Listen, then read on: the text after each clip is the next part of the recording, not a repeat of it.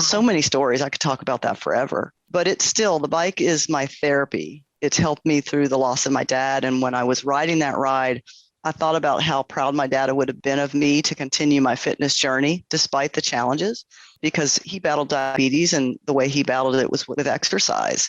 And every time I'd get on the bike there for the while, I know he'd be proud of me right now. So it kept me on the bike. And then I lost my mom this past January, my favorite cat.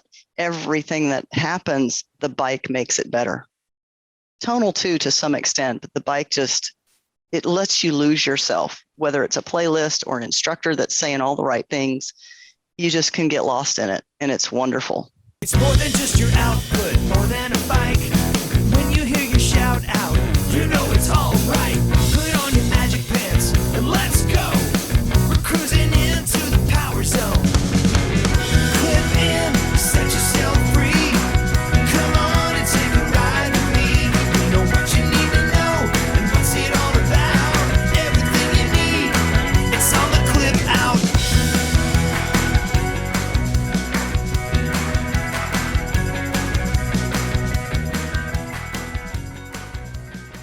Welcome to the Clip Out Podcast, episode 214. This is Crystal O'Keefe. And this is Tom O'Keefe. She caught me looking at my phone right as we were going to start. I did. I was like, oh, I better wait. He's not ready. I had a level to beat on Best Fiends. Hey, you got to do what you got to do. They don't pay us to talk about it anymore, but I still play it. I still play it too. I love that show.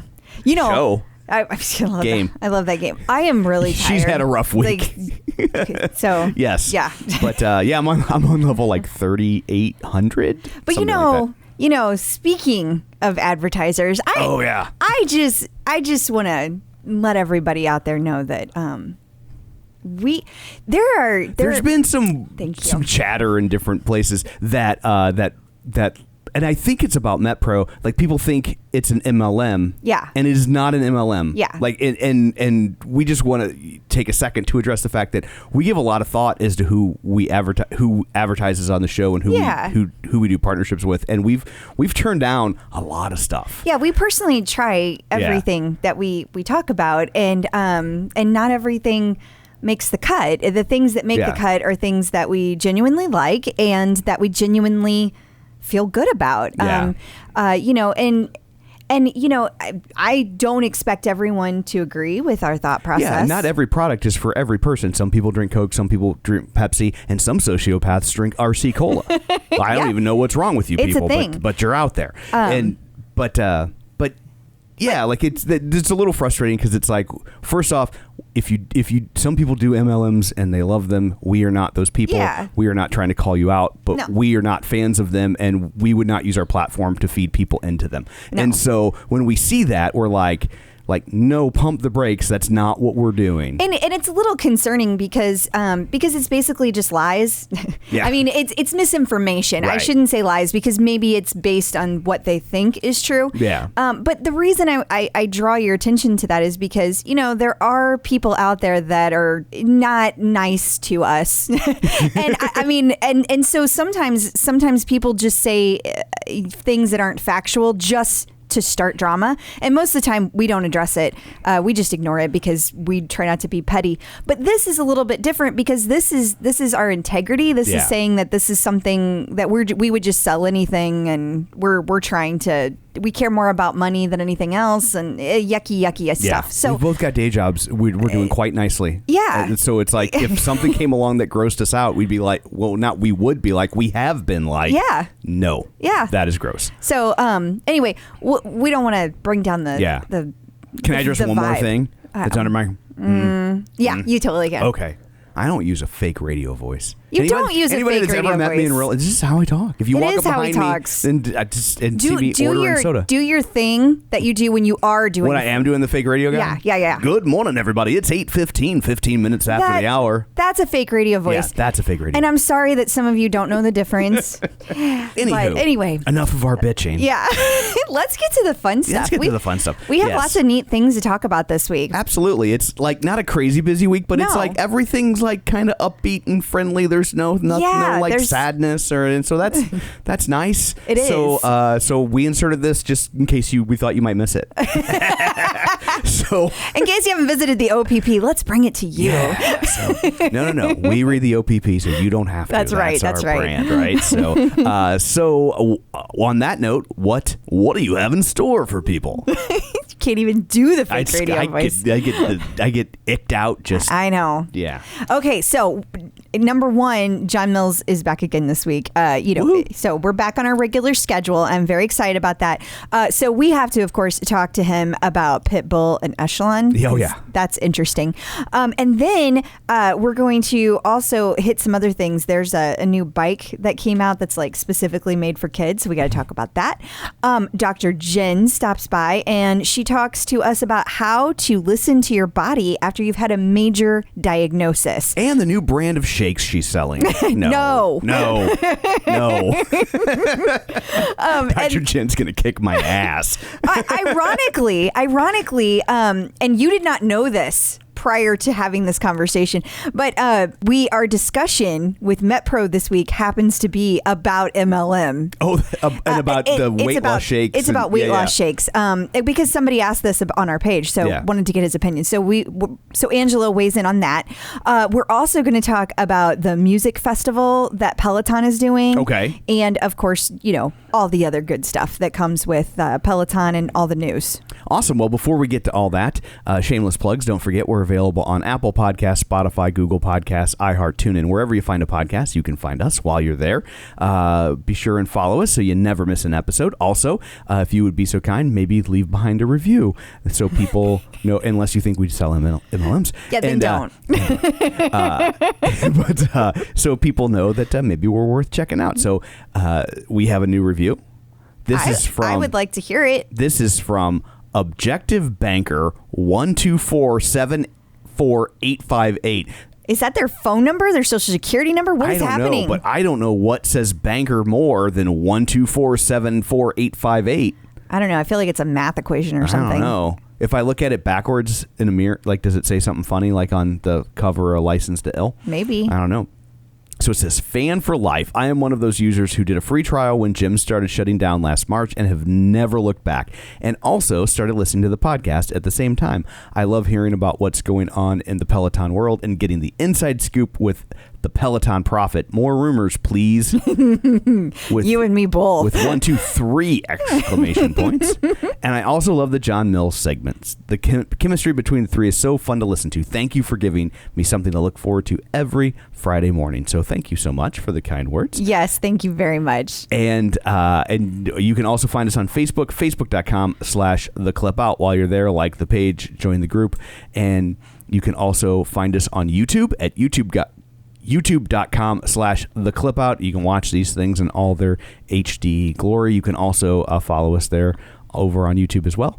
And of course, sign up for the newsletter at theclipout.com, where you'll get all the links and pictures and things like that sent directly to your inbox. So there's all that. Let's dig in, shall we? We shall.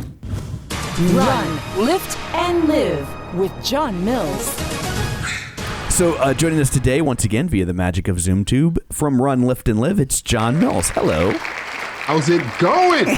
I love that energy. Grandpa Shark. That's right. Grandpa Shark's back. That's right. There you go. Tom, I think we're going to have his sweeper remade so it has the jaw, just a tiny bit, enough we don't get sued, Jaws theme in it. Just a little bit. Or a little doo-doo. Wait, doo-doo? What did you just... Yeah, he's going to have doo-doo. Yeah. Y'all know what I meant. He's so nice. Why would you say that to him? You know.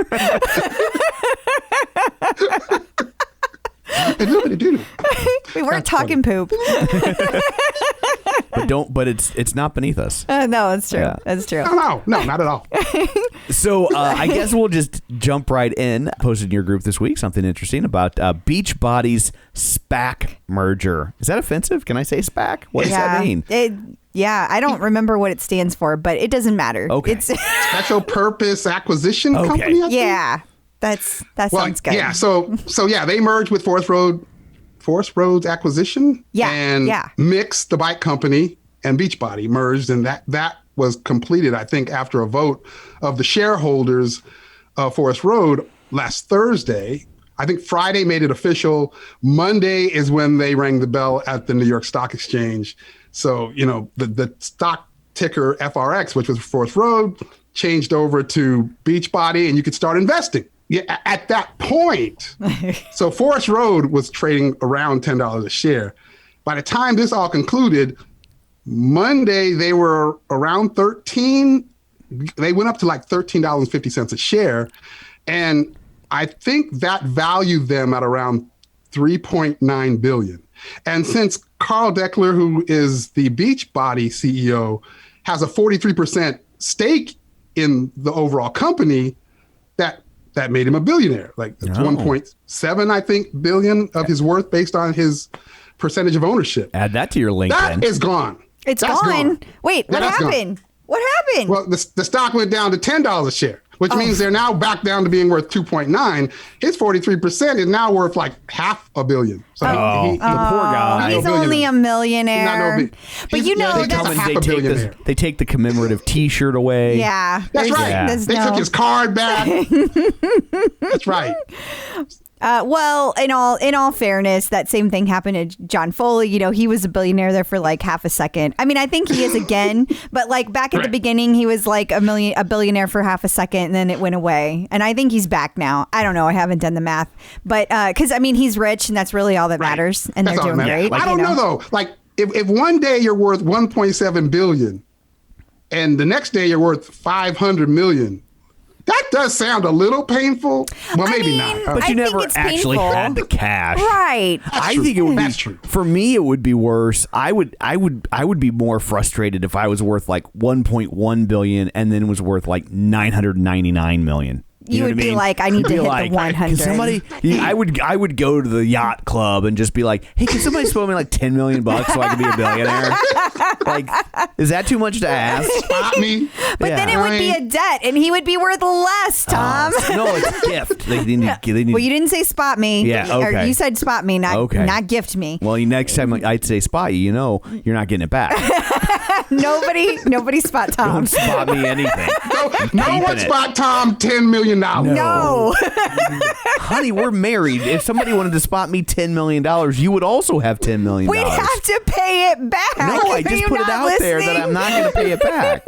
It's been firmly established. Tom, this is not how any of this works. No, it's exactly how it works. If at some point I'm worth 1.7 billion, I'll spot you to 10 million. Aw, I got you. Thank John, you. Right back at you. And I'll get you a meet and greet with Baby Shark the next time it comes to my place of business. Yes. See, that's worth it, right?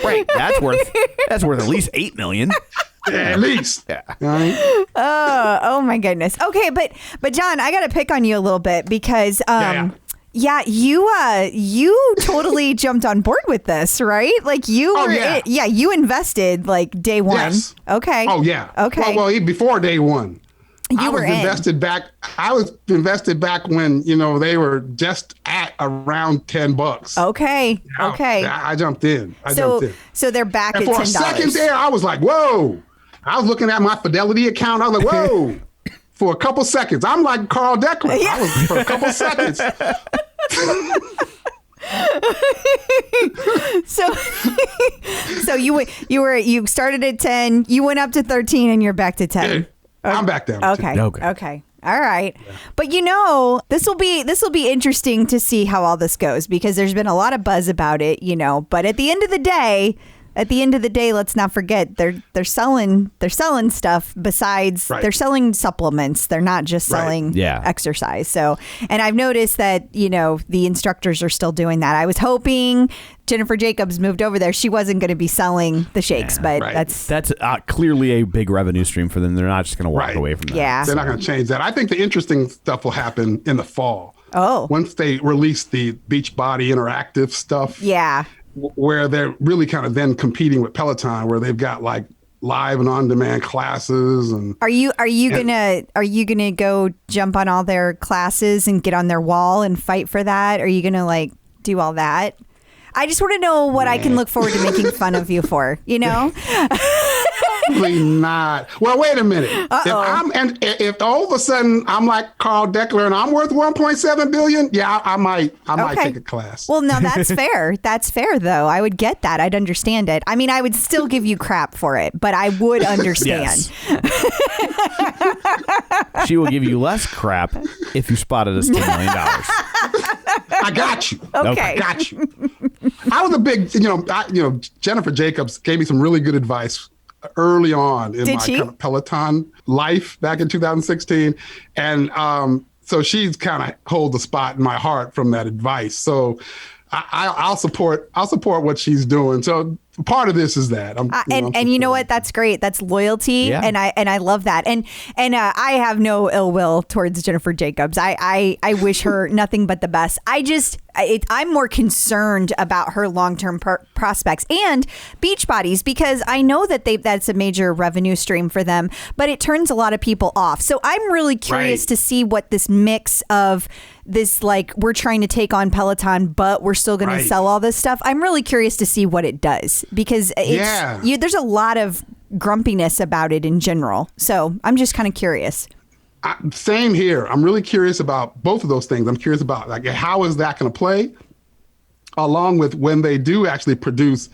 I mean, they know how to produce content. Sure, they do. They do. Mix didn't know how to produce content because they're the un-Peloton. So right, I saw some of their content.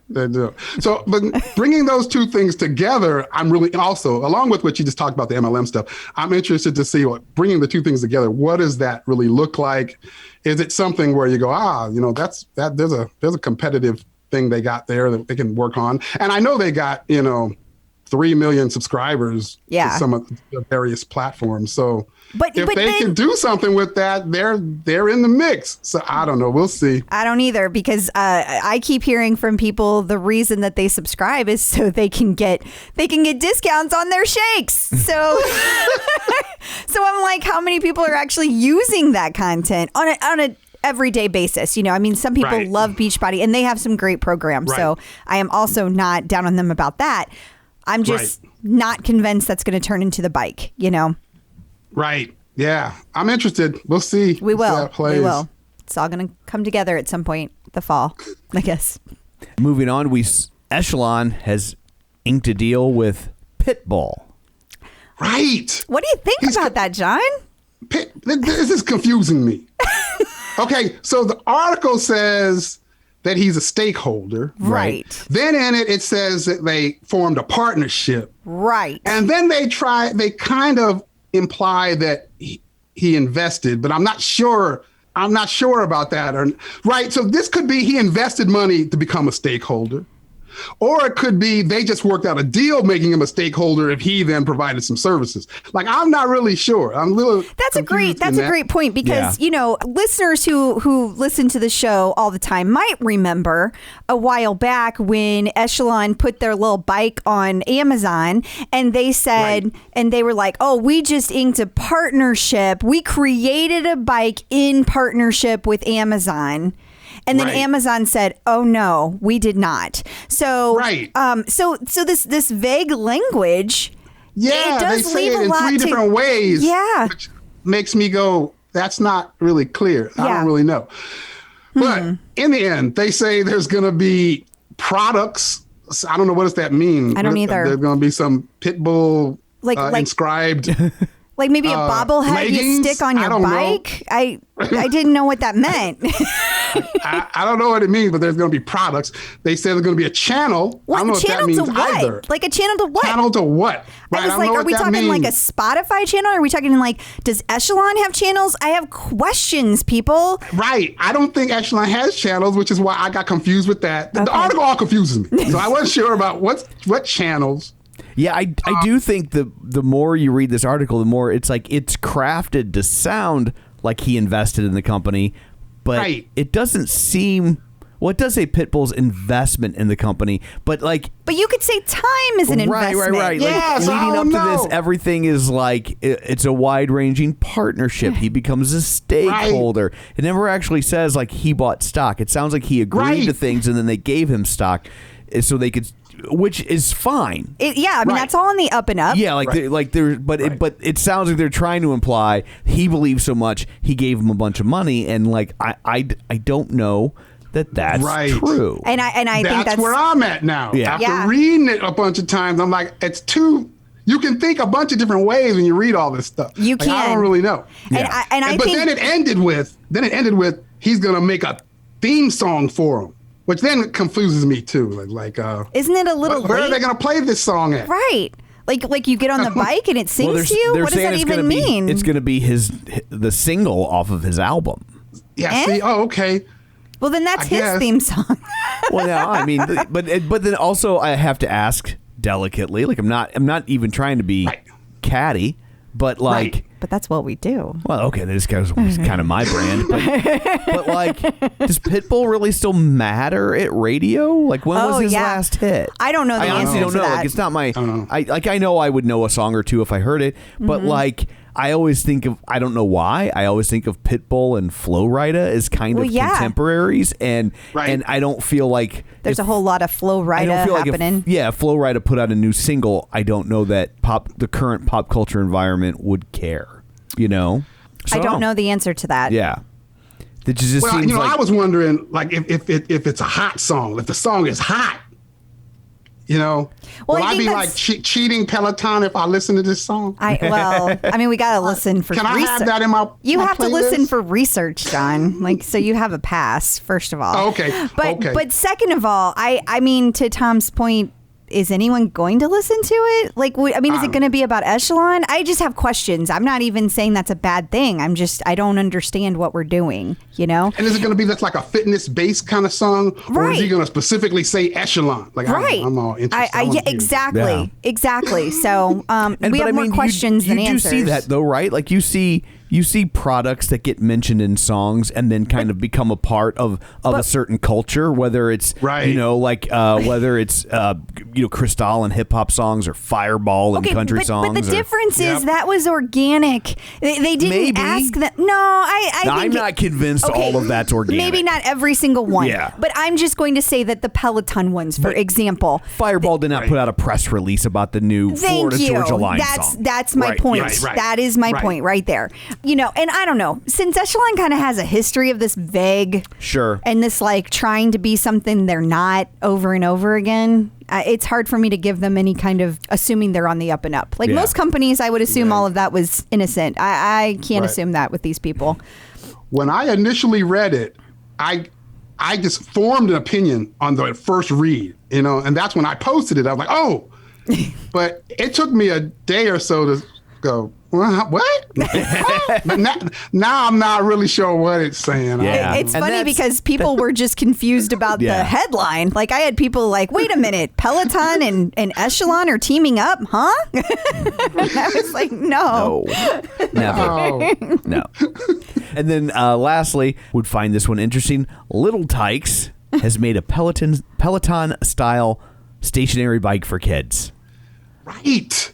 Well, you know, I learned after I posted this, I learned that Fisher-Price already has one. Yeah. Right. I don't remember what the name of that one is. But it is. So in that case, Little Tikes must have made an Echelon style bike. Right.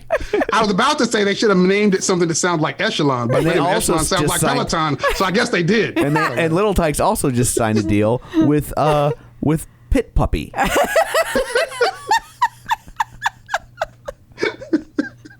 Well, hey, at least Little Tikes didn't make it look exactly like Fisher-Price. No, that is true. They didn't. That's true. They didn't. And it's like suspended. So they even have like some differences going on here. And it can put your own tablet on it. Again, that's different from Fisher-Price. Like, all of those things are different. So I'm going to have to give Little Tikes some credit here for making this look more like what a kid would expect their parents' stationary bike to look like. Yeah. So they call it the Pelican. Yeah. It's the Pelican. Which I think it was Robin Rashburn sent me a note, and she said they must listen to the clip out news of the Pelican. Well, then they haven't listened in a while, right? Well, I mean, they had to design this a while back, Tom. Okay, that's fair. I went and looked at some of their content because you know it's out on YouTube. Oh yeah. What was it like? Oh, yeah. So, it's like an outdoor ride run with Peloton, except, it's like through a mountain and it's like snowy. And they have like an instructor, which is a person dressed in like a costume, like a T-Rex or something. And the T-Rex is like instructing the child on, oh, we're passing this. Oh, that's kind of cool. Count to 1, 2, 3, awesome. Stuff like that, right? It is, so actually. I'm watching it. I was like, yeah, this is kind of cool. And I had to catch myself. This is for 4 to 7-year-olds, John. What are you doing? You are wearing a baby shark T-shirt. Yeah. You have a granddaughter that could be in the market for one of these. If Erica had walked in, I could have just said, I'm just doing some research. Exactly. He'd have like slammed his laptop shut and been like, nothing, honey. I was just watching porn. That's the normal. Yeah. That's the normal. Something a normal adult male would do. I'm not looking at exercise videos targeting 5-year-olds. I'm not watching guided exercise 4 to 7-year-old videos. I'm not. I bet they're still good workouts. I'm just saying. It was kind of cool, though. It was kind of cool. I heard they announced an artist series with the Wiggles. So are you joking? I can't even tell. I can't even tell. I don't even know anymore. I don't know what's happening. Okay. Well, thank you so much for joining us again this week. John, until next week, where can people find you? They can find me on my Facebook group or page, Run, Lift, and Live. They can find me on Instagram, Run, Lift, and Live, or at runliftandlive.com. Awesome. Thank you, John. Thank you. Cool. Nice seeing you guys. You too. You too. We'll talk to you later. Getting the Psychological Edge with Dr. Jenn. So joining us today, once again, Dr. Jenn Mann, licensed marriage, family, and child therapist and sports psychology consultant. She was a 5-year national team member in rhythmic gymnastics and sports psychology for the USA Gymnastics. And most importantly, in case people forget, loves her Peloton. Yay! It's what brought her to us. Yay! So when she talks about, she's not just here on a whim, she loves the topic. So, hi, Dr. Jenn. Hi. I am obsessed. It's okay. This is a safe space. Yes. I appreciate that. Thank you for being there for me. No problem. Well, we have another question for you from the Clip Out community. This one is from Crystal Allen. And Crystal wants to know, she says she's really struggling with how to reset her goals and expectations after being recently diagnosed with a serious autoimmune disease. She's having trouble knowing how to listen to her body and accepting what it can do today rather than relentlessly pushing toward goals as she has for many years. Wow. I feel for you, Crystal. It's really, it can kind of rock your whole world when you are given a diagnosis like that. That means that you're going to have to make changes when it sounds like you're someone who's pretty type A and is used to kind of push. And sometimes when life kind of shifts us that way, it also can be really helpful for us psychologically, because sometimes we get caught up in that rut and that type A focus. And sometimes it can be an opportunity to not just change our workout, but change our mindset and to be more gentle with ourselves and to learn to respect our bodies. You know, the fact that you've been diagnosed with an autoimmune disease and you can work out at all is pretty amazing and pretty great. And so obviously you want to check with your doctor and see what they recommend and what they advise against. But creating this new plan, I think that you want to make sure that you have things in that plan that you can do and actually get a sense of satisfaction and a sense of accomplishment. And sometimes that changes. And I think it's important, particularly in this kind of situation, that, for example, taking a yoga class where maybe before you were, Miss Tabata, Miss, run the hills kind of gal, that, yeah, there's value in that. That's amazing. I respect anyone who does either of those, which tend to scare the crap out of me, even though I've taken my share. But sometimes it means going, okay, you know what, right now my body needs yoga. Right now my body needs stretching. Right now my body needs some light upper body weights instead of the heavier weight classes. And I think that to create a program for yourself that is in line with what your doctors recommend, where you are physically, and also to shift your mind mentally so that you're able to really appreciate what you can do. You know, I don't know if you guys remember from season 2 of my show. No, season one of my show, Couples Therapy with Dr. Jenn on VH1. We had on an amazing woman named Rachel Chapman. And Rachel is known as the paralyzed bride. At her bachelorette party, a friend of hers pushed her into the pool and she broke her back and has been paralyzed ever since. And she and I have remained friends since season 1. She's just an amazing, inspiring woman. And anytime when I'm on the tread or I'm doing workout and I'm like not liking it, or I'm feeling frustrated, or I'm feeling like, I'm just not enjoying doing this, I always think of her, that she really inspires me. She's someone who is incredibly inspirational. She's paraplegic and she is a mom now. She actually goes to the gym. She's been able to get some mobility in her upper body, so she's able to do some working out. Prior to her accident, she was someone who was very, very physically active and dancing and all that kind of stuff. And so I always think of her, and it always reminds me to be grateful for what I can do and to be grateful for what my body is allowing me to do. And I think that when you have to take a step back from what you're used to being able to do, it's particularly important to remain grateful for what you are able to do. And, you know, the studies actually show that when you practice gratitude, it really makes it almost difficult to be depressed. And so if you can come from a place, and it doesn't even in the beginning, it doesn't even have to be real. It's like you almost have to reprogram your brain. You have to say the words, I'm grateful I can do this yoga class. I'm grateful that I can lift these light weights. I am grateful that I am healthy enough to do this class. And sometimes you don't feel it at first, but when you're able to say it over and over again, it starts to program it in your brain. And it really helps fight depression, which is a very normal reaction when you have a diagnosis like this. But I think that combination of kind of steps to take and mindset to get into, I think is your best bet. So when you say, you know, take this step back, I think she knows she needs to do that. But how is there like a specific thing she can do to be more in tune with her body, to know, you know what, today is the yoga day. Today I need that yoga.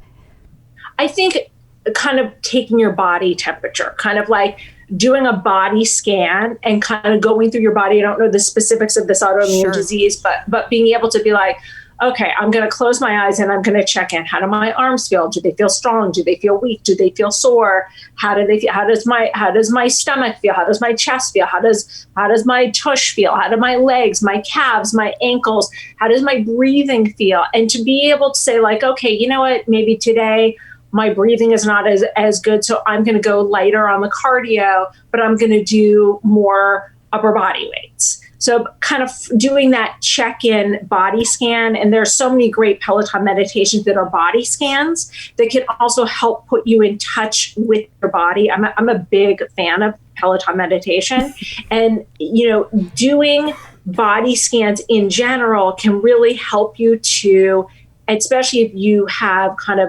disconnected from your body, which a lot of the time we do when we're ill, to kind of get through it. Like, I'm going to push through the pain. I'm going to push through the exhaustion. And you kind of have to disconnect to some degree. So what you really want to do is start to reconnect and pay attention and listen to those signals. Yeah, that has to be difficult because so much about working out is about like, oh, push through, do one more. And here's a situation where that's, you know, that there's a good chance that's not good advice, you know. Yeah. So you have to kind of be able to call BS on the motivation, which is a weird thing to have to do, you know, or an unusual thing. Weird sounds. It's counterintuitive. Yeah, exactly. It's a different way of having to deprogram yourself. Exactly. Awesome. Well, thank you very much for joining us. Until next time, where can everyone find you? You can find me on all social media, Twitter, Instagram, Facebook, the works, at Dr. Jenn Man, 2 N's on Jenn, 2 N's on Man. And I do post on my Insta stories all of my Peloton workouts. Awesome. Thank you. Instructors in the news. So the New York Post reported that Peloton King, that's in air quotes. It's in air quotes. They put it in quotes. Because they put it in quotes. I'm just reading the headline. Don't get mad at me that I put King in quotes. Just what did get mad at the New York Post. Cody Rigsby buys a penthouse in Williamsburg, which I guess is a fancy part of New York. That's my understanding as well. Okay. Obviously, we don't know. He's not living in the colonial village. No. Okay. No, he's not. And I have to laugh because several people commented on the king part, and so that made me laugh when you said that, because there was a very much split of people who were like, yeah, of course, and then there was the other people that were like, no, he's not. Like, what are you talking about? But I will say that the article goes on to say that it's the king of quarantine. I think it just didn't fit into their SEO title. Yeah, that's a long internet title. It is. So. It is. So I think, and I don't know why they think he's the king of quarantine. I don't know specifically. I'm not saying like he's not worthy of that title. I just don't know what he did. I think because there was the Vogue article about him. Oh, probably. Well, I mean, there's been so many articles about him. Sure. Like maybe they're just referring to that because he's been kind of everywhere. Totally. Which is great. So that's how he can afford this penthouse in Williamsburg. Right? But this is not our first instructor this year that has bought a new house. So we've got Emma Lovewell. We've got I guess the waiting period on those stock options finally timed out. Right? Good for them. Good for them, because Alex Toussaint. These instructors have been around for a while. Like those are the instructors that have been around since the beginning, and so that's great. That it's paying off. And I hope that he just took those stock options and wrote a check. Because I mean, I don't think Peloton's going anywhere, but you never know where your ride with them might end. So, buy a nice piece of real estate in Manhattan and be done with that part of I your can't even imagine concerns. how you write a check for any real estate in Manhattan. I mean, that's even quote unquote, an apartment would be incredibly expensive. Well, and they say this one, it was like $1.4 million, and it's 1,000 square feet. My first house was 1,000 square feet. I mean, that's and just I paid crazy. $40,000 for it. That's just crazy. So expensive in Manhattan. Yeah. But he had a beautiful view and he had a great porch and he was very excited about that. Oh, I'm sorry, a terrace. In the Midwest, we call it a porch. Well, I think I tell you this: $1.4 million. That thing's a terrace now. Okay. I mean, that's fair. Yeah. No, that's totally fair. It might even be a lanai. Ooh. Yeah. Like it's, $40,000. It's a porch. Okay. Yeah. Okay. Well, I kind of thought it was just a where we live thing, but maybe not. At any rate, the building has a gym and a bike room, private storage, and on-site parking. Can't help but wonder, do they have Pelotons? And if they don't, will they now? Why? He doesn't care. I mean, he might. Because he's going to go to the apartment complex. Maybe they care. Maybe bike. they're like, well, Cody Rigsby lives here. I don't know. I'm just talking. Yeah, he'll never set foot in that gym. At any rate, congrats to Cody. Absolutely, we're very happy for him. I think that's amazing. I love seeing these instructors see so much success. Not just on the bike and physically, but also financially. It's pretty cool. Yeah, I mean, they took a risk too. They did. Yeah. They did take a risk. Back then, everybody was like, Pella what? Right. And then Allie Love was featured on The Knot. Yeah, so it's been a while since Robin got married, obviously. Yeah. But that was the first instructor that I recall at Peloton their wedding being featured on The Knot. And I don't remember Robin's engagement being featured on The Knot. It may have been, but I don't recall. Right. But I know that her wedding was covered extensively. And so now the knot.com is featuring Allie Love and her fiance, Andrew Haynes. And it's going through the planning process with them. So it'll be interesting to see, will they also feature the wedding, or will we see that be featured by People magazine? Because that's my guess. Yeah, that just spitballing as a marketing guy, my guess would be she sold the engagement stuff to The Knot and the wedding to People, and that's a way to kind of double dip. And again, not begrudging her that at all. Like if that's how you do it. Yeah, and then the baby photos will go to Us Weekly. There you go. But congrats to Allie and Andrew. And then Common and Tunde were spotted out on the town. Yeah. So Instagram site, I guess it's Du Moi. They're like a pop culture kind of like who's where kind of thing. Right. And so people post a lot of things to them, and then Du Moi puts it on their Instagram account, usually in their stories. And there's been a couple times that instructors have been spotted in their stories, but this time it was Common without Tiffany Haddish, but Tunde was there, and apparently somebody else with Common. They weren't sure if that was a producer or not, so I don't want to say for sure. Yeah. But a lot of times the things at this particular website end up being true, and they reported 4 months ago that there were going to be all these things coming out with Peloton. They were going to do the series, and now we have the Champion collection. Yeah. So I think that they were right. Yeah. And now all this stuff with the summer music festival. So yeah. Wherever they're getting their info. And we should probably say, because Common is romantically linked to Tiffany Haddish, it seemed to be just a friendly dinner. Oh, yeah, it totally did. They did not seem to have any. We're not trying to No, I'm glad you mentioned that, because when I storm. posted about it, I said maybe a new project they're working on, or just catching up, because Conde, I just took both of their names and put them together. Oh, honey. I know. I'm so sorry. Common and Tunde are friends, and they've been friends. So, this is not abnormal to see them out and about. Totally. And it means nothing that Tiffany Haddish was not there. Don't want to be spreading rumors. Exactly. And then more Allie Love stuff from thecut.com. Just a little article about the Peloton instructor who gives her eyes an ice bath every morning. Yeah, and journalism, just always interesting, because this actually is just all about her day, her thoughts on a whole bunch of different topics, and why they chose that one to put in the title. I don't know. Probably because it's different and catchy. It's different and quirky, and people are like, they're doing what? Yeah. What does that mean? Yeah. And it's just driving clicks. It's how she wakes herself up every morning. Yeah. So you can try that, but you can also try a lot of her other tips that she gave within the article. My point being that there's a whole lot of other substance in this article, not just that she gives her eyes an ice bath. I just thought it was funny. That was their takeaway. I did. Yeah. The Clip Out. So joining us again via ZoomTube is Angelo from MetPro.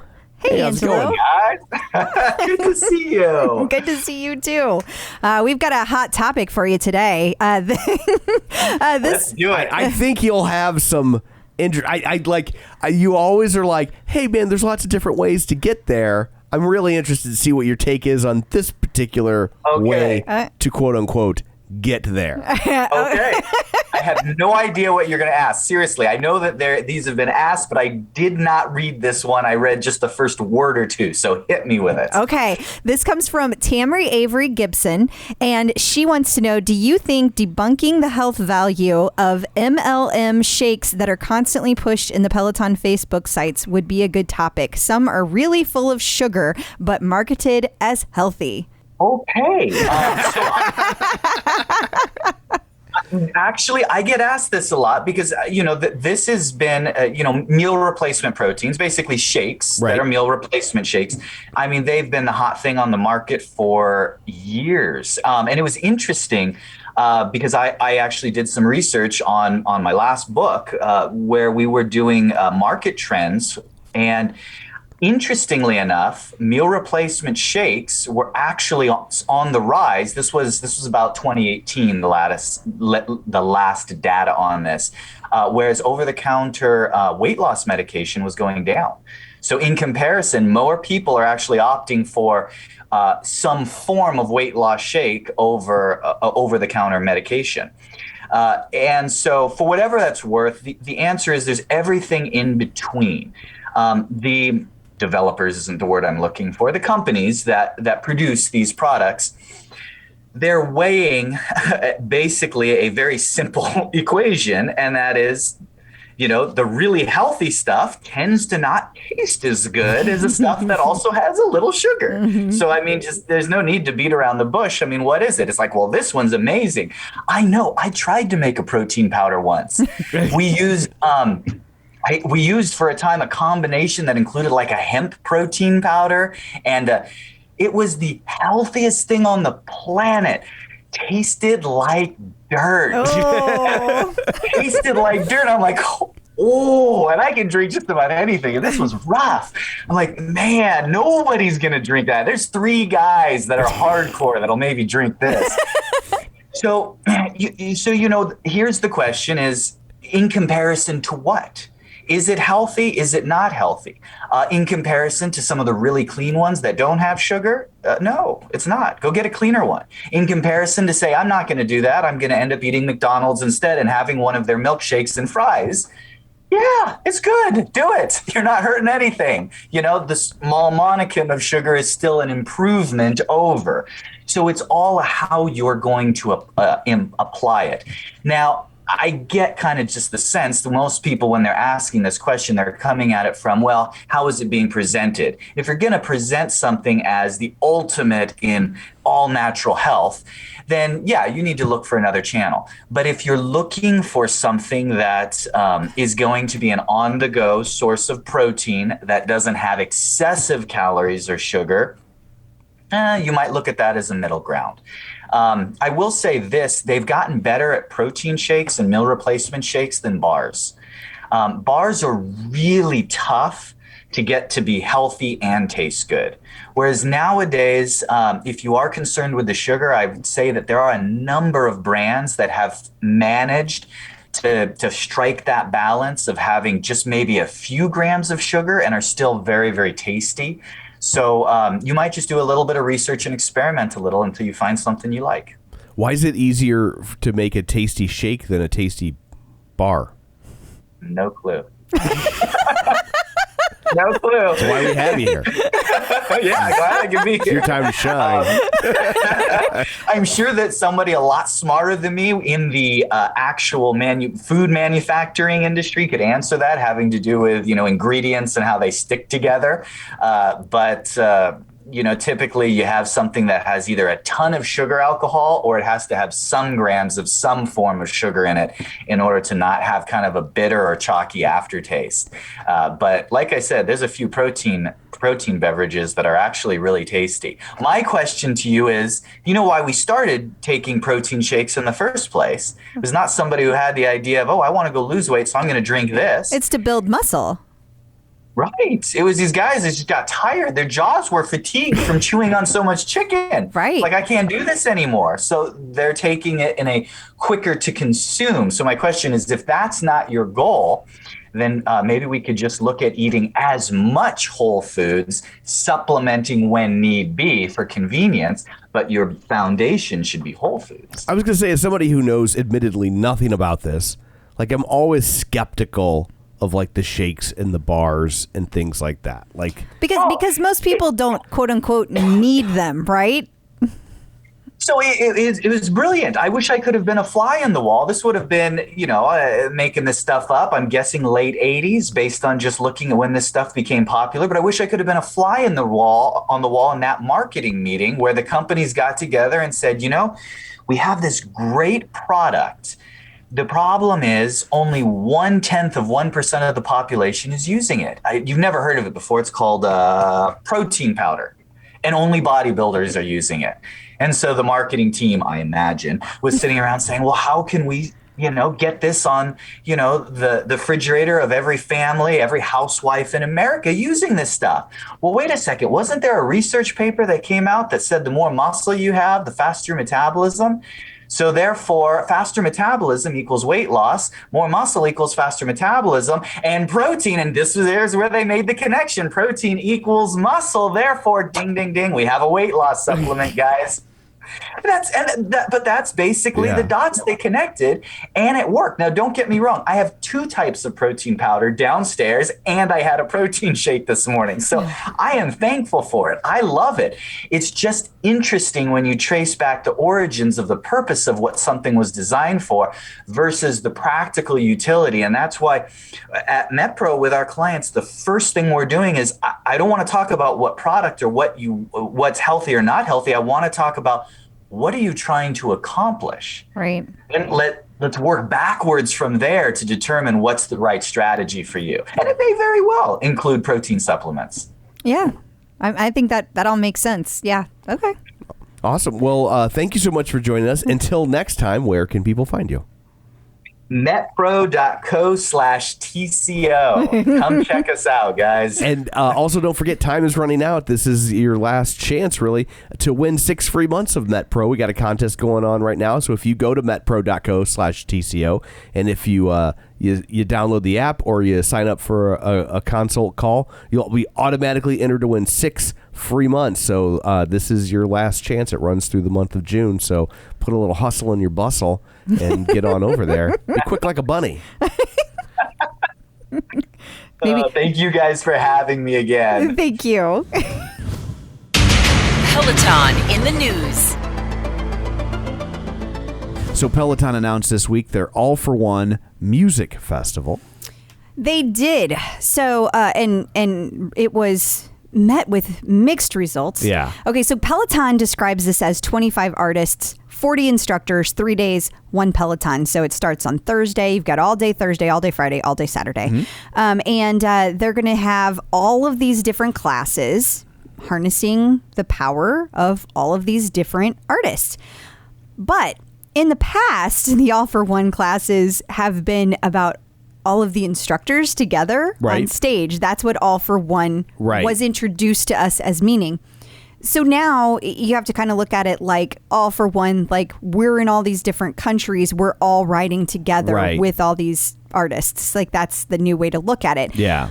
But I will say, because there has been a lot of comments, I think it's important to remember that it's 40 instructors in like 4 different countries now. And it's still the pandemic is winding down apparently, but it's in some places. But they're still probably not super confident about cramming all those people in one room, especially if they're not doing live classes yet.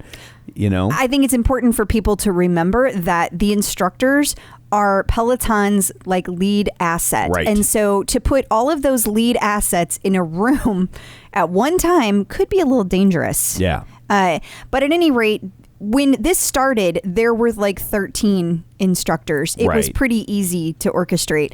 And now that we've moved on to 40, that's a big difference. It looks very different. And I think that's why they're continuing to evolve. Also, Peloton continues to evolve. We all have to learn to go with it. Doesn't mean you like everything they do. Sure. But that's what they're going to do. They're going to keep doing that. Yeah. At any rate, now it's like a concert. That's their new thing. Yeah. And so there's a whole bunch of artists on here, 40 of them to be exact. And tons. I have no idea who they are. Yeah.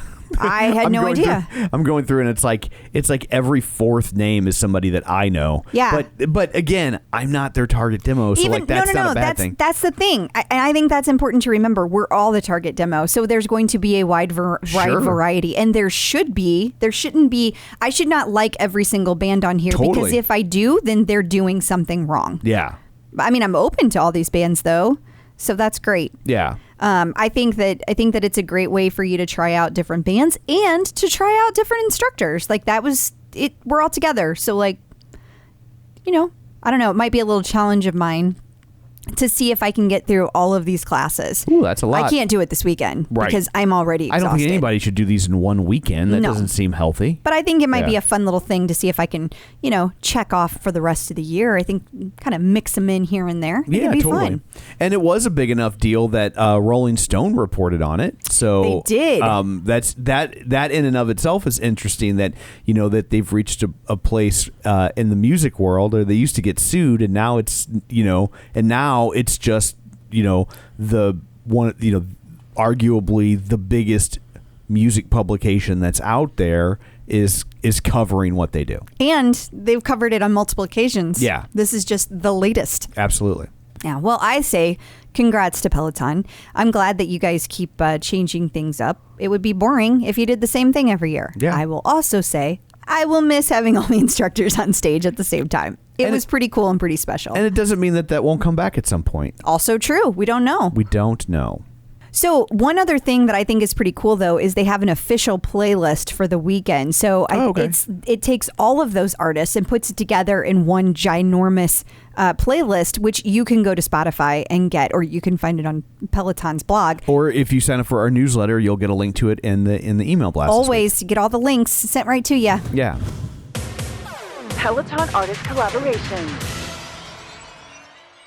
Not technically an artist collaboration, but close enough. We can't make a sweeper for everything. The Champions collection is going to feature Allyson Felix. Yeah, so she curated several classes, and that's kind of their new thing that they're doing with all these champions. What they're having the champion themselves work together with one of the instructors to put a list of classes together so you can train like Allyson Felix. Yeah. She's 35. We've got her life motto, which is a quote from Steve Prefontaine. He's a famous runner. Thank you. To give anything less than your best is to sacrifice the gift. And she loves hype music, anything upbeat. So she's got Kendrick, Beyonce, Missy, and Jay-Z. Also, she says, did you know that Allyson serves as a member of the Right to Play board, which is raising awareness for underserved children in developing regions? Oh, that's nice. So that's pretty awesome. And in case anybody is wondering how I knew that Steve Prefontaine thought you got tired of me not researching is a famous runner, it's because they made 2 movies about him that came out almost at the exact same time. So because there were movies I know about him. Gotcha. So it was pop culture, therefore you know. Got Correct. it. Yes. Well, I think it's pretty cool, and you can go find all those collections if you go to your collections tab on your bike or on your, what is it called? It's an app. That's what it's called. And if you go to collections, then you can find it there. Pretty neat. Awesome. In case you missed it. And finally, Matty is doing the strength stacks for the month of July. He is, and he went live today, which is the 30th, with Adrian Williams, and they talked through what it's going to look like. So that's pretty cool. And I'm not going to ruin it. Okay. So you're just going to have to wait. All I will tell you is it's 4 days of work and 3 days of rest. So Matty's got a lot planned. Get ready to work hard. You do the work, I'll do the rest. Just like with the podcast. Checking in with the Peloton community. So joining us today via the magic of ZoomTube is Tracy Patman. Hello. Hi. How y'all doing? Good. AKA Batman. Yes. She's coming to us live from the Pat Cave. Yes, the Pat Cave, as you can see in the background. So Tracy, I like to always kind of start with people's background, how they came across Peloton, like for the first time, and how you decided Peloton was like the thing for you. How did that happen? Okay, so in 2017, I was actually working on competition for bodybuilding, and in May-ish of 2017, my dad got sick, and so I had to sort of abandon the competition idea. And I was still kind of hitting the gym once in a while. I really did not like cardio at all. I'd never found cardio that I liked except spin classes. And after my dad passed, I was sitting in the living room one day and I kept seeing these commercials for this thing called Peloton. And literally, honestly, I would go to my computer and I'd go to the Peloton page and I would stick the bike in the cart. And then I would leave my computer. And that went on for weeks. I was putting the bike in the cart, I was taking the bike out of the cart. And then one day I finally said, I need to get this bike. And so I ordered it. And like 7 days later, it arrived at my door. They came in, they set it up, they showed me how to work it. And then I rode like 3 days that first week. And then through March, so this was November of 2017. And then through March of the next year, I only rode it 18 more times. And I was getting to this place where I was like, what the heck did I do? Why did I buy this? It's going to turn into one of those expensive clothes racks. Mm-hmm. And I happened upon a discussion about Jenn Sherman in the OPP. The OPP. And it was I would say it's the only thing good that came out of the OPP for me was that someone suggested that I go take some rides with Jenn Sherman and join the JSS tribe. So I did. And they were currently doing one of their challenges, which back then in 2018, they did lots of challenges. And I got on the tail end of this challenge and another one started up in June. So June was Father's Day. And Jenn had a live ride on Father's Day. And I got on the ride and she was talking about her dad while she played Zac Brown Band's My Old Man. Mm-hmm. And I just lost it. And that's when I realized that I had found my people and I had found the thing that was going to help me through all the troubles in my life. So during that same time, in that period right after my dad passed, I found out he wasn't my biological father, which was not a big shock to me, honestly, because my hair's dyed now, but you can see I have really dark eyes.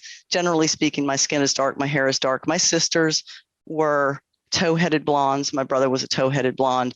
And when we moved to Mississippi in 1965, the neighbors would ask my parents where I came from. And they would say I was the milkman's daughter. And little did I know then how close to the truth that was. So this came out right around the time I got my Peloton, but I learned of this in 2018 and learned I had 6 other siblings that had been looking for me for their whole life. Wow. And it was just mind-blowing, but the bike was where I went to sort of ride it all out. And after that, it was over. I mean, I was riding every day, sometimes a couple times a day. And that was the changer for me. Was really, it was Jenn Sherman, her tribe, and back when she was still part of it and you could talk to her, and the people I met there. It's really hard to describe to people who don't understand how much you find in the community of Peloton. And it's why I'm still here today, a little past 1,500. Wow. So, yeah. Wow. Out of everything you could have said, that was not, I would have never guessed that in a million years. Like that, what a connection that you made. Such a emotional time, but what a way to make a connection with the community. Did you share what was going on in your life, or did you just join in? I did after that ride. Mm-hmm. I took to the JSS tribe, and this was really at the time I was part of Dennis Menace's too, but it was different. In Jenn's tribe, there were so many people sharing their various stories, the happy, the sad, the struggles, the achievements. And I just decided that it was time to share what I had learned. And it was overwhelmingly supportive. And people were messaging me in Instant Messenger and telling me about how they had similar stories. Well, I found this out, or I found my adoptive family. And it sort of gave me I'm always been a positive person anyway. So I used that as sort of a springboard to continue to share positive outcomes from even struggles that you have in life. And that's led to Punk Rob, which you're probably familiar with. Very much. I write every Thursday in his group some sort of post about some sort of theme that usually ends up with some sort of motivation. And then every 2 weeks in Mileage Maniacs, I pick a weird, some theme. And that's why I said I'm going to use the Adidas theme this time. But I make playlists. And sometimes these playlists can be between 4 to 10 hours long. I spend several days coming up with a list of music that I think will appeal to people with a particular theme. And then I write about why I picked that particular music. And so it's led me to other groups where I've really found honest, genuine friendship. Ultimately, after riding with Jenn for that whole year, there was a small group of us that teamed up together. We called ourselves the Milestone Maniacs, and there's 5 of us. We were all on the same milestone during the Summer of Spin Challenge, and we decided that we would always ride our milestones together, and we would put these little goofy graphics together, and we would all have a different number. So there's a girl in the group. Her name is Miriam Pfeffer, and her leaderboard name is Pfeffer. You may have heard of her, but she would always do the weirdest things. So like her 0 was a toilet seat. Seriously. And we would then conglomerate this together, and we posted in the tribe. And then I decided that in March of the next year, which was 2019, it was time to go to the studio. And there were 2 groups I was in, JSS Tribe and Pelo Mellows. And the Pelo Mellows all decided they were going to have a meetup. So we took the first row and part of the second row to all meet up, and it's total strangers. And 2 of them stayed in my room. People were like, "What are you doing? You're going to New York. You're meeting strangers." I'm like, "They're really not strangers. I just never seen them before in real life."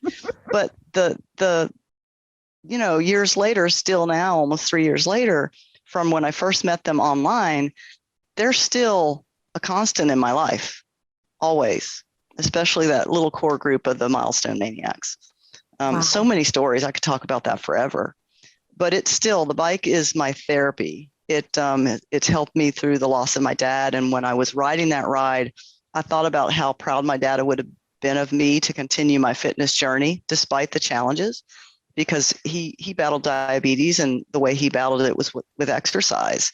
And every time I'd get on the bike there for the while, it was, I know he'd be proud of me right now. So it kept me on the bike. And then I lost my mom this past January, my favorite cat. Everything that happens, the bike makes it better. Tonal too, to some extent, but the bike just, it lets you lose yourself, whether it's a playlist or an instructor that's saying all the right things. You just can get lost in it, and it's wonderful. Yeah, you're right. That's something that I feel like the rhythm, the music, and the instructors really, that's where Peloton really shines, because you can't lose yourself when you're doing a strength workout. It's just different. And so, correct. Absolutely. Wow. Absolutely. What a journey you've had. Yeah, it's been quite a journey. Yeah. But Peloton's been there for me every day, when maybe others, especially through the pandemic too. Oh, I mean, sure. I'd have gone absolutely stark raving mad if I hadn't had my Peloton and my tonal. There's no doubt, to be able to work out. Yeah. It's the one thing that fixes everything. Yes, I definitely agree with that. So I understand that you have you have a fascinating career path. So tell us what you do today and how you got there. Okay. So today I am working in private industry with Hewlett-Packard Enterprise. They derive from Hewlett-Packard. Everybody knows about the computers. So I am actually a cloud security architect. And so basically what I do on the daily is I help teams who are building applications or services in the cloud to make them more secure, to make sure that they can't get attacked or have a denial of service caused. And the Jenn's men were saying, well, how do I prevent ransomware? And one guy kept asking so many questions, we decided that he was trying to find a way to do ransomware. So I stopped talking. and then we changed the subject. So I've been on this career path for almost 8 years. So if you do the math, I started that when I was 50. And before that, I worked for the federal government. And I started my federal government career as a student the summer after my freshman year in college. I was actually babysitting for a man who worked for an agency called the Naval Oceanographic Office. And it's located at Stennis Space Center, which is right here in South Mississippi. And he came home one day while I was babysitting his daughter, and he goes, hey, we have this job. We think you might be interested. Are you interested in coming to work for NavOcean? I was like, well, yeah, I think that would be pretty awesome, because I was studying geology at the time and computer science, and I figured it was a good place to get some experience, because I was going to go off and be a petroleum geologist. That's what I was going to do. And so I started working for them. If you're going to go to work for the Navy, you have to say it's a good place to get your feet wet. I was looking for those words. Thank you. I couldn't find them. Right. It was a good place to get my feet wet. That's exactly what I was thinking. Thank you, Tom. Because see, sometimes you need more than one brain when you're talking.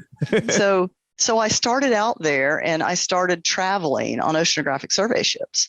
And we would go out for 30 days at a time, surveying the bottom of the ocean, the mid-Atlantic ridge, and from ports like Rio, Brazil, Recife, Brazil. I was in Abidjan, Ivory Coast once, in Dakar, Senegal, in Guam, and multiple other places. The Barbados was probably the best port of call I've ever had.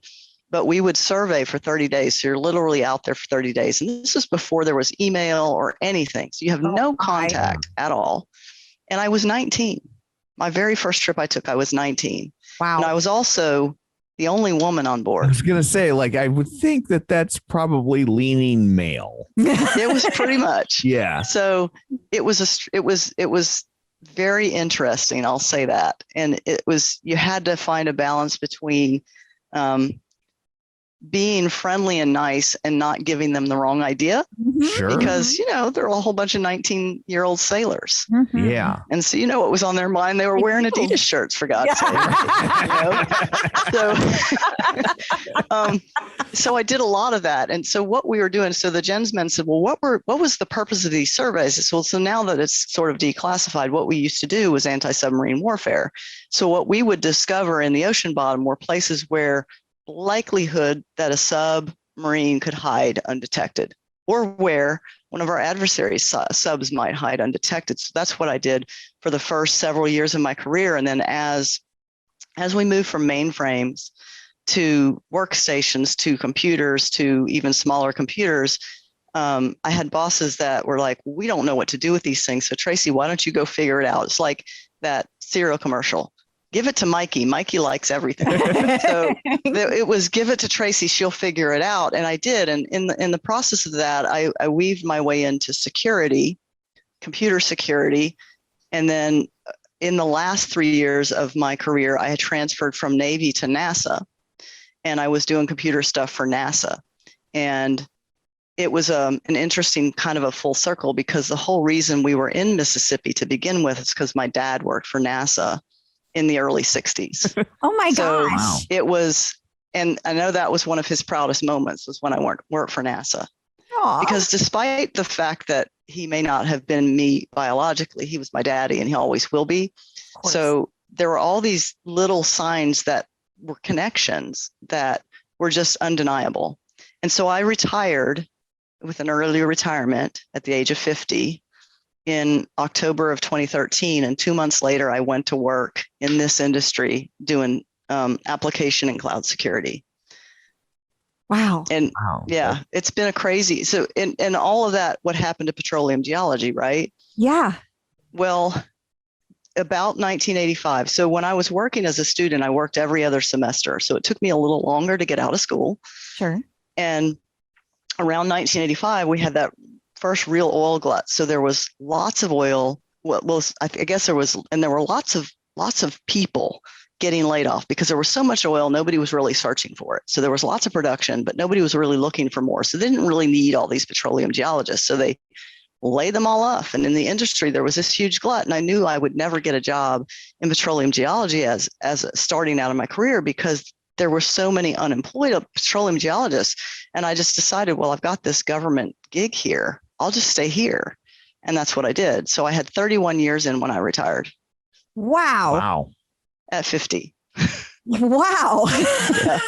That's pretty sweet if you can make it that long. Yeah. So I have a pension. Yeah, you're right. Plus I'm making this really nice other gig. So it affords us to be able to do the fun things like take big trips and, just do fun stuff.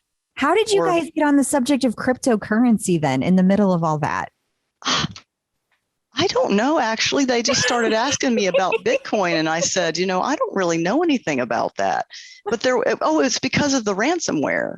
Okay. So when they started talking about ransomware, the only way that the ransomware hackers will take payment is through Bitcoin or some other cryptocurrency, because you can't track it. Okay. That makes sense. Yeah.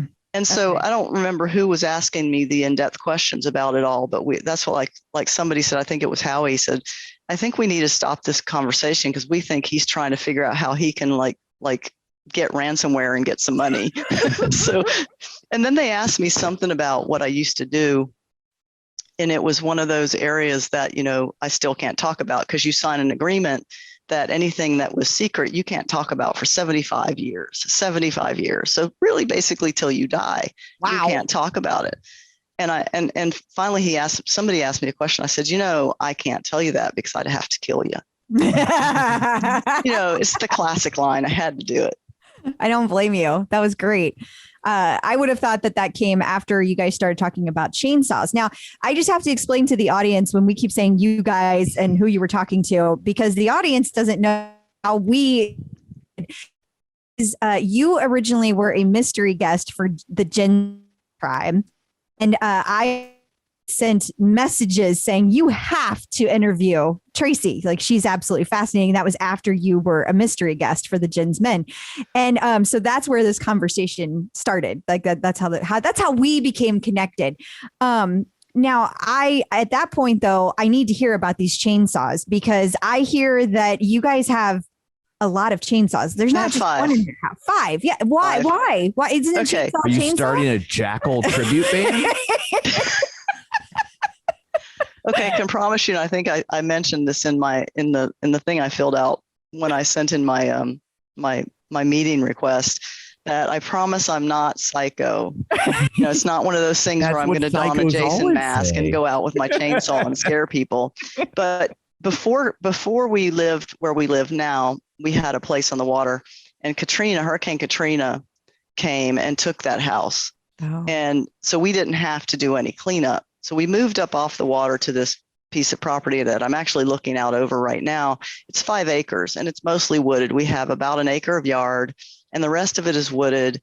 And we have nature trails cut through all of the woods. And I have wildlife cams out there so we can see what wanders through our property, like the bobcat and the deer and all the other things that wander through. A creepy neighbor.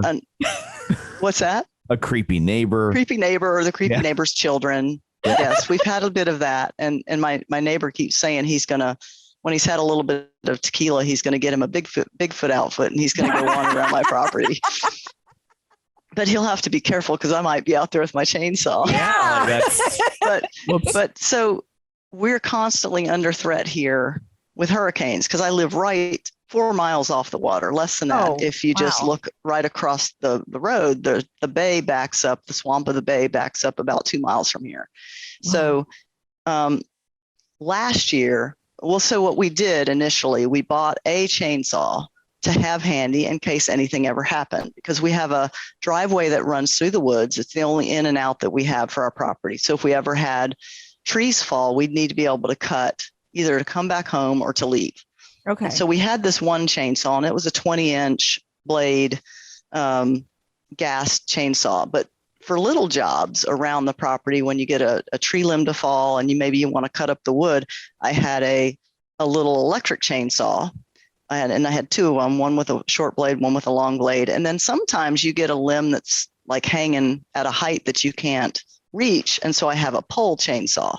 So but all 3 of those are electric. And so you can't take those around very far. Right. And then recently, because I saw it on the Lowe's webpage, they now have battery operated chainsaws that have a lot of power. So after Zeta, we took a direct hit from Zeta. Oh my gosh. And right before Zeta, about 2 weeks before Zeta, I tore my ACL.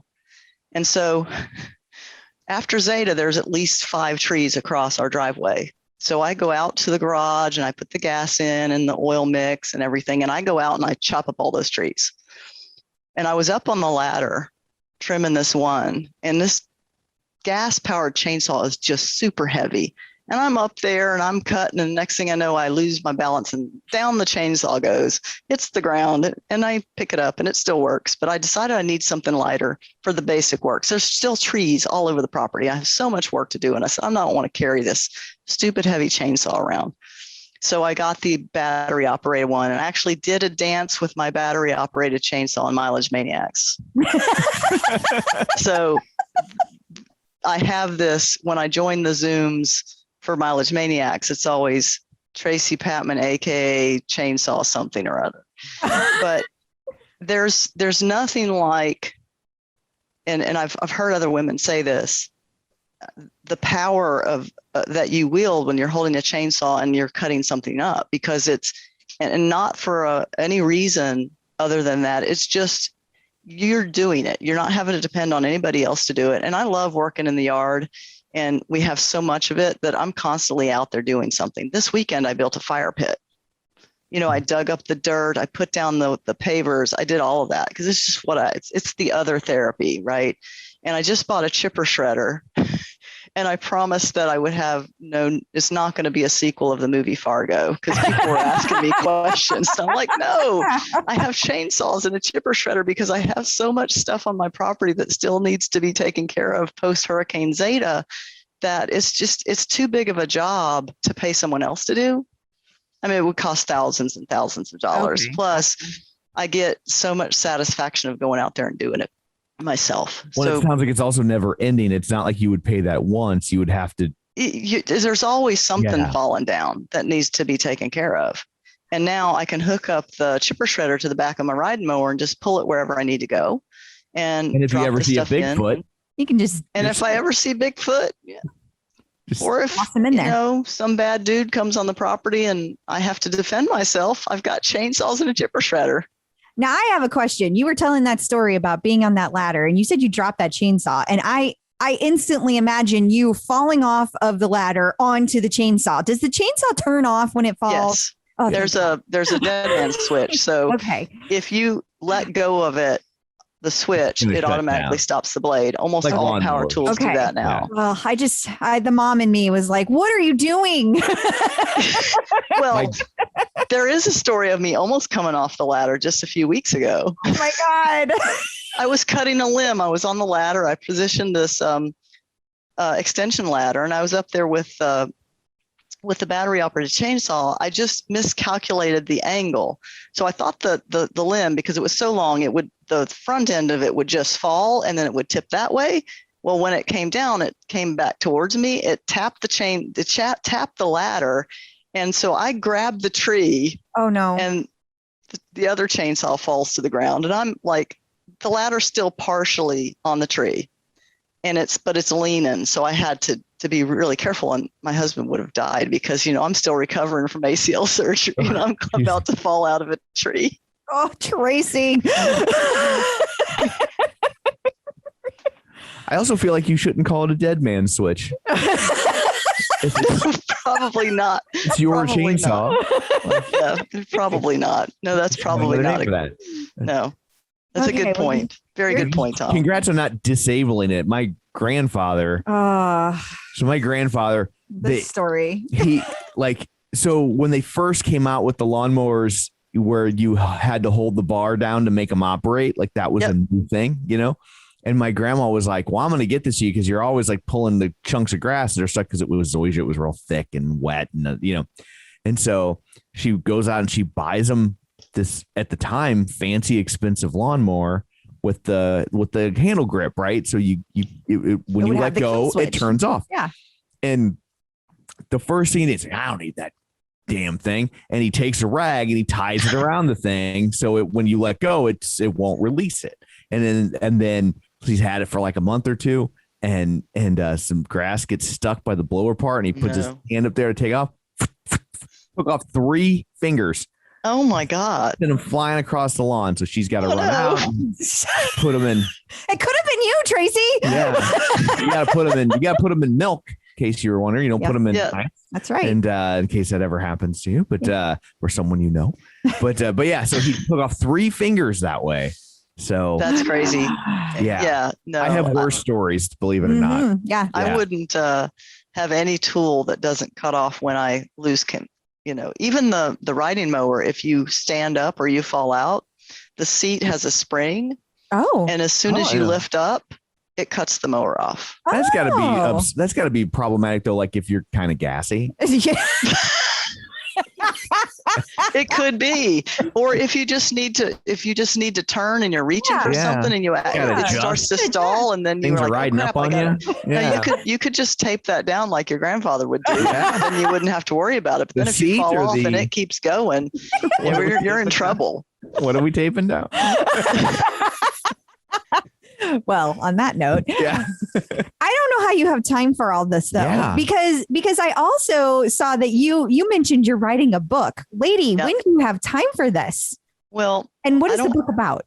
I don't have children, so still I don't have those to tend to, but it's a poetry book.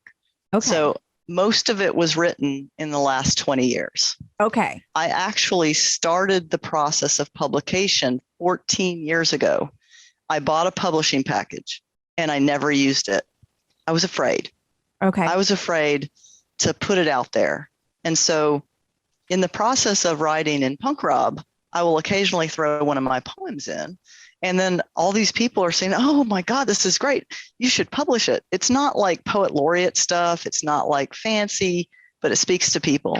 And so I actually was in Tonal one day, and there was a challenge in March called the Great Glutes Challenge. And I decided to join the challenge. And there was a girl in there, her name is Jacqueline Menzo, and she's also a Peloton rider. And she was commenting or something. And I went to look at her profile, and she had a website, and it had a website about publishing. And she offered a class on self-publishing because she had navigated the whole process herself. So I set up an appointment with her, told her what I wanted to do. And I decided at that moment to start the publishing process. So right now I have 5 of my friends, several of them from Peloton, are currently reading the first draft in Word and giving me feedback. And it's been, it's sort of like letting your child go, but still being afraid that your child's going to get hurt out there or somebody's going to be mean to it. It's really hard because you've poured all yourself into this. But then I came to the conclusion that it doesn't matter if other people don't like it. I just want to make sure I get it done because it was something I promised myself I would do. So I actually have enough for a second book. Once I do this one, I will publish the second one. But it's another outlet, a creative outlet for me. And I've been writing since 82-ish, but I lost my first volume in Katrina. Oh, you are a phenomenal person. My goodness. Well, thank you. I never think of myself that way. And I'm always amazed when someone says I'm amazing because I don't look at myself that way. I'm just doing what I do, being me. Well, you're amazing. That's why. Here's something to keep in perspective. If enough people see it, somebody won't like it. Like that's right. Oh, God, that's so true. That's the first thing we learned. Tom already knew that, but I still learn it daily. I can imagine because there are what I've learned, and my whole thing with Facebook and Instagram is to always be a force for good or positive. And what I've learned is it doesn't matter what you put out there. Someone's going to find something wrong with it because that's all they want. That's their whole goal in life is to find something bad to say. Yes. And I feel bad for people like that. I do too, but it's also exhausting because you want to put that out there as positive, right? Like you just said. And so you try to do something positive and then people like question it or they tear it down or they think that you're silly or they just give you bad feedback. And it's like, it's not meant for that. Like, I don't need your feedback. And so you have to just you have to just ignore it. Honestly, it's just like, well, I'm not for everyone. I know that. And I've seen people post that and I'm like that, it's like, okay, I'm different and you don't like that kind of different. That's okay with me. That's right. Yeah. I wasn't meant to be in your world or you weren't meant to be in mine. Exactly. The way I look at it. So, the whole the poetry thing, I was just, once I decided to publish it, and one of the first things during the class that you do is to make an announcement that you're doing it. Oh, wow. And I got so much feedback, good feedback from people that I was finally doing it because I also have a blog that I started right after Katrina because it was my way of dealing with the whole trauma of Katrina because it was extremely traumatic. And through writing with Punk Rob, I hadn't written on my blog since 2018. I started writing again. So it's all given me some confidence to go back to doing what I know I love to do. I just had stopped. Yeah. Or who knows why. Depression, maybe. Yeah. There's that. There is. Or you have a lot of other things going on? Yeah. but maybe I work at home. So I roll out of bed and I'm still in my pajamas most of the day working. And then sometimes if I have a break in the afternoon, I'll get my workouts in. So I'll go up to my loft where my Peloton and my Tonal are, and I get my workout in. I come back and finish work, and then I have time. But what I've had to do with the creative process is you have to work on it every day. Everybody says, well, I'm not feeling creative today. Well, you do it anyway. You try to write something, you try to do something. And that was something I wasn't doing a lot of adults say, well, I lost my creativity when I became an adult. And no, we just stopped making time for it. And so I started making time for everything again. And I think maybe, losing both my parents, both my in-laws, and looking back at their lives and the amazing things they did was that I want somebody to remember something good, right? And maybe it's the book that's going to be, oh, I knew her when she wrote this, or they just get something. They read one of the poems and it makes them smile and it makes them feel better about something that's going on in their life. Because one of my people that just finished doing the editing thanked me because he said his son has had depression for a really long time, but he never could quite understand it because he didn't experience. He said, but by reading some of my poetry, he was really able to better understand what goes through a depressed person's head and where they are at any given time. And it was like I wasn't expecting that, but that's the kind of thing I'm hoping that people will get out of it. Me leave a mark that if I can influence even one person where their life is better because I was there, that's what my purpose here is on earth. Wow. Well, you've inspired me. So. Well, y'all do that every day or every week. No. You have children. So you have children, right? Yeah. They don't pay attention. They grown? No, they're teenagers, but they don't pay any attention to what we do. Well, that's pretty normal though, right? They are completely disinterested. Yeah. They're like, see, I have, my husband is retired. He's a meteorologist. He's a retired meteorologist, oceanographer. So I have my built-in weatherman out there and he's got this entire setup. So anytime a storm is coming, and he has a Facebook group where he shares his thoughts about the storms when they're coming, because there's a lot of people here that will wait for him to provide feedback before they'll do anything. Yeah. And they'll say, do we need to evacuate? We say, yes, everybody goes. But then I have my cats. Aww. And how many cats? I have 5 now. I had 6. We just lost our favorite in April. It's just been really hard. He was like, I tell people, he was like the embodiment of joy in the body of a cat. Aww. He was just, anytime he walked in a room, he was just a happy being, right?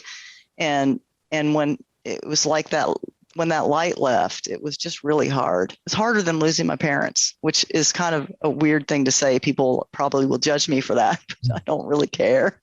They're our children. And so I have a fair amount of free time. Now, the reason I've been able to do so much this weekend, because I took Friday off and then today is a holiday. So I built my fire pit. It's something I've been trying to build for 6 months. So it's not like I always have time, but I have ideas. And then, so what I do now is I pick one thing that every weekend I'm going to make sure I get done. That's a household type thing, whether it's outside or inside. I pick one creative thing that's part of my creative process that I will do. And sometimes that might be putting together a jigsaw puzzle just to keep me going. And then relaxation is always on the list, always, because I know people that never relax, and you just need to put it on your to-do list because it should be relaxing. Absolutely. But honestly, when Fred reached out to me and said he was referring me to you guys, I was like, what did I do? I mean, he's just like, okay, I'll do it. That sounds fun. Well, I mean, you have a lot to share. You do. I mean, just absolutely fascinating. Your life is fascinating. All the things, and you're very good at explaining stories. Like I can't put a story together very well. I don't think about. I'm terrible at explaining things, like I kind of just jump to the point instead of giving the background, and you very naturally weave that background in. And so don't sell yourself short with that's not something that everybody can do. So thank you. It's a gift. So what is your leaderboard name? My leaderboard name is YB Blue. So it's Y, the letter Y, capital B, LUE in lowercase. So that wasn't always my leaderboard name. So when I started with my Peloton, I had no idea what to make of a leaderboard name. So I just picked my name and my last initial of my last name, my first initial last name and year of my birth. And I was Tracy P63 for a year or at least. And I was like listening to instructors, and they're always talking about catchy leaderboard names. And those are more likely the ones that people will see just randomly get call outs, and I love getting a shout out. I will not lie. I live for that shout out. And then I always cry afterwards. It's just weird. But so I got to thinking I need to do something with my leaderboard name. So before I went to the studio so it was March of 2019, the end of March 2019, I was riding 450. Several of us were riding 450 and others had different ones. But I was like, I got to do something different because I can't go to the studio with Tracy P63 because that's just like, that doesn't even flow. It's hard to even say. And so it rhymed. Yeah, it does rhyme. It does rhyme.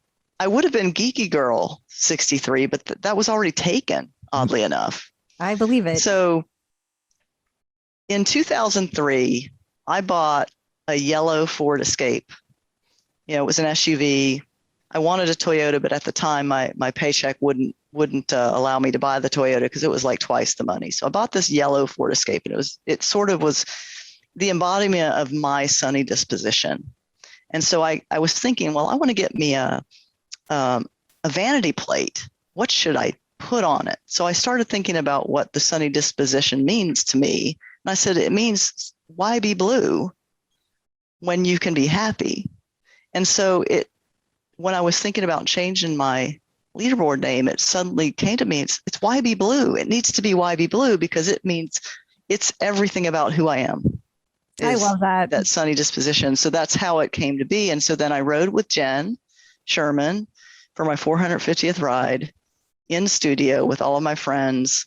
And I've got a picture I'm going to send you of she's looking over at me with her smile on her face. And I got my hands up where she has just called my name she had gone the whole front row. All of us had milestones that day. And then afterwards we had these, did you ever hear about the JSS Showroom Showdown? Yes, I was part of that. Yeah. Yes. Okay. So I had the trophies shipped to one of the mass holes. Yeah. Because they won. Yeah. And so I ordered these trophies and I had them shipped and we presented them that day. And there was a member from each of the top 3 teams there. And with Jenn, we presented the trophies. Aww. And then we talked with Jenn afterwards and she was just such a genuine person. And she told Callie, she goes, Callie, how did you meet someone with an accent like that?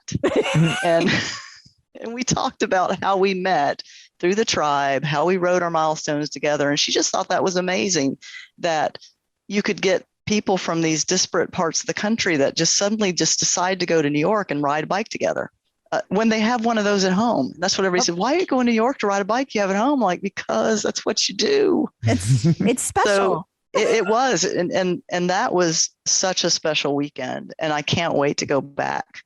I was supposed to ride 1,000 in a showroom in Birmingham and the pandemic shut that down. So had to ride at home. And then 1,500, I was going to do the same thing, but they're still not widely open. So, but yeah, so Jenn has been my first love as an instructor from the beginning, ever since that ride on Father's Day. But over time, I've come to love a lot of the others.